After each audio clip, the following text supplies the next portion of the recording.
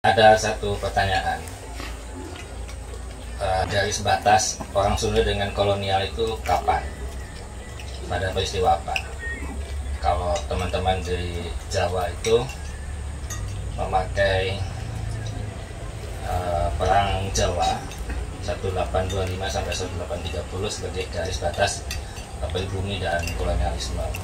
Yang membela Pangeran Diponegoro itu adalah pribumi, dan yang membela VOC itu kolonial. Nah, kalau Sunda untuk membuat garis tegas itu sejak kapan? Nah, saya menawarkan sejak Hole menetapkan kebijakan mengganti huruf Pegon dengan huruf Latin, karena itu melahirkan dampak yang luas pada kehidupan orang Sunda. Jadi saya menawarkan satu konsep the Hole line, garis Hole yang akan membantu kita memahami satu titik untuk melihat batas kolonialisme dan pribumi.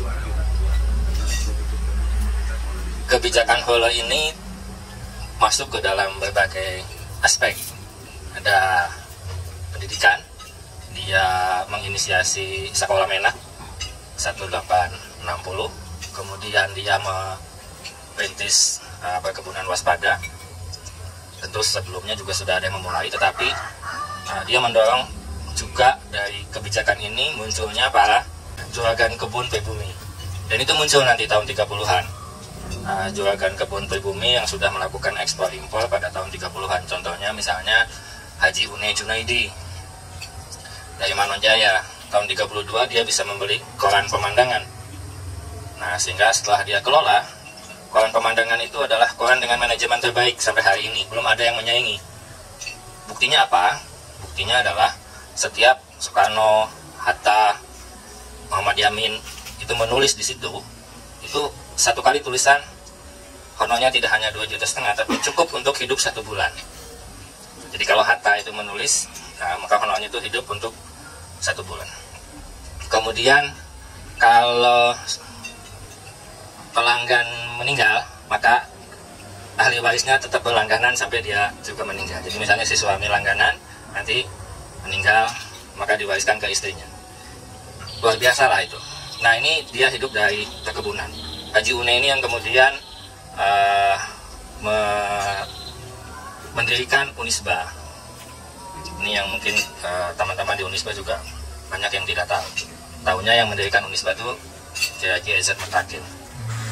Padahal EZ Mutakin itu dibiayai oleh Haji Une itu. Kemudian, jadi Haji Une ini seorang maisenas. Nah, ini masuk dari jalur perkebunan yang tadi di Hole juga masuk di situ. Kemudian pendidikan. Pendidikan ini melahirkan Menak Baru Sunda.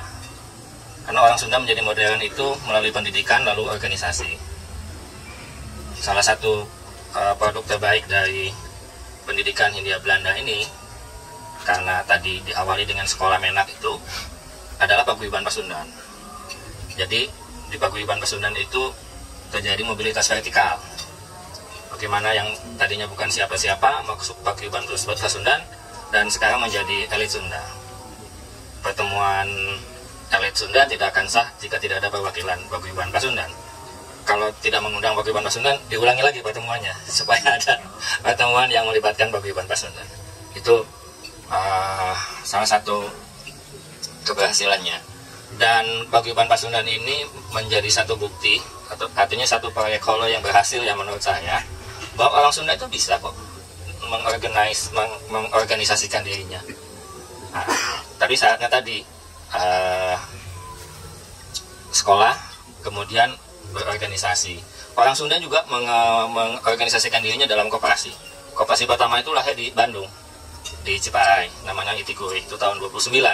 Setelah Bupati Bandung tahun 28 khusus koperasi khusus ke Belanda. Jadi dia pulang, dia kampanye, pidato di sejumlah tempat, lalu Pak Among Praja ini kemudian mendirikan koperasi pertanian di Kabupaten Bandung. Nah, ini juga melatih untuk mengorganisasikan diri. Tetapi memang belum berhasil. Biasa setelah kaya, koperasi itu konflik, di mana-mana seperti itu.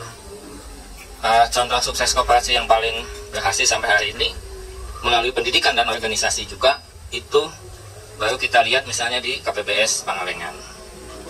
Itu sudah 50 tahun lebih dan sampai sekarang semakin besar. Mereka bahkan sudah memikirkan apa yang tidak bisa dilakukan pemerintah. 2 tahun yang lalu KPBS Pangalengan itu mendirikan rumah sakit tipe D, dan sekarang tambah besar, tambah maju. Nah, kemudian tentu saja kebijakan Holo itu juga menciptakan menak-menak baru. Baik, ada 2 menak ya menurut Muhammad Iskandar itu, yaitu Menak Paseban dan Menak Kaum. Menak Paseban itu yang kemudian tinggal di kabupaten, menjadi bupati, patih, dan lain-lain. Sedangkan Menak Kaum nanti menjadi penghulu, kepala penghulu itu. Nah, seperti Muhammad Musa itu klasifikasinya adalah Menak Kaum. Dan jangan lupa pengesahan para menak ini oleh Hindia Belanda. Jadi sampai tahun 30 kita bisa baca dokumen. Mulai hari ini Bapak X resmi menyandang gelar Raden. Jadi bisa pada waktu itu katakanlah dalam tanda kutip membeli ya, supaya kita mendapatkan gelar Raden. Dan itu lucunya yang memberi itu pemerintah Hindia Belanda. Begitu juga gelar para bupati. Bupati yang baik dalam sekian tahun, tadinya bupati itu Tumenggung, Raden Tumenggung, RTM. Kemudian kalau bagus, maka dia akan menjadi Tumenggung naik menjadi Arya. Jadi Raden Arya siapa gitu. Kemudian nanti kalau bagus lagi kondisinya, maka dia akan menjadi Raden Adipati Arya. Itu sudah paling tinggi itu. Jadi dia, dan itu yang ngasih pemerintah Hindia Belanda.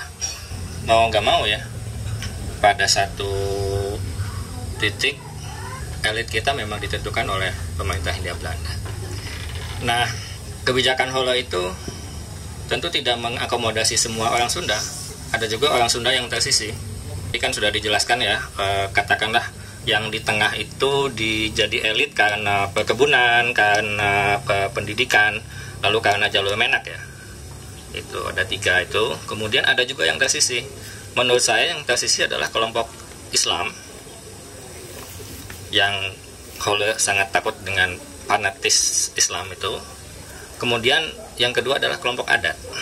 Kenapa saya anggap kelompok adat ini tersisih? Karena dianggap jumlahnya kecil. Secara elektoral itu tidak menentukan lah kita. Kalau sekarang itu begitu. Jadi 2 ini. Nah, makanya sekarang yang mati-matian mau ke tengah itu ya 2 kelompok ini. Kelompok adat, kemudian mengorganisasikan diri seperti yang dilakukan misalnya Pak Eka Santosa, dan kelompok agama juga mau ke tengah gitu, karena merasa selama ini tidak pernah terakomodasi. Jadi jargon Islamophobia itu sebenarnya sudah dari sejak lama, karena memang disisihkan. Jadi istilah saya itu kelompok Islam dan kelompok adat itu ulah diganggu tapi ulah diajarkan gitu. Nggak diganggu, memang Islamnya berkembang, walaupun kitab-kitabnya disortir gitu ya, dipilih-pilih mana yang boleh diajarkan, mana yang tidak. Misalnya salah satu kitab yang tidak boleh diajarkan itu pada tahun 20-an, 30-an itu misalnya namanya Izatun Nasyi'in. Kitab yang dianggap memprovokasi revolusi Mesir. Itu nggak boleh. Itu katanya kalau ngaji itu harus sembunyi-sembunyi gitu. Nah, kemudian yang merusak ini adalah penjajahan Jepang. Penjajahan Jepang itu kemudian mau tidak mau mengakomodasi kelompok pinggiran ini untuk ke tengah gitu. Makanya NU, Muhammadiyah, Persis akhirnya menjadi bagian dari pemerintahan melalui jalur Kementerian Agama dan yang lainnya. Jangan lupa ada Masumi kan, ada dan partai-partai lain. Sekarang ini apakah garis tengah yang diciptakan mulai dari Holo dan selanjutnya itu apakah masih efektif dalam menentukan kebijakan politik di Jawa Barat? Menurut saya iya. Makanya para politisi ini harus memahami ini, bagaimana meraih kelompok tengah ini. Walaupun ya banyak yang terjebak juga ngambil isu yang di luar ini gitu, di luar jalur tengah ini.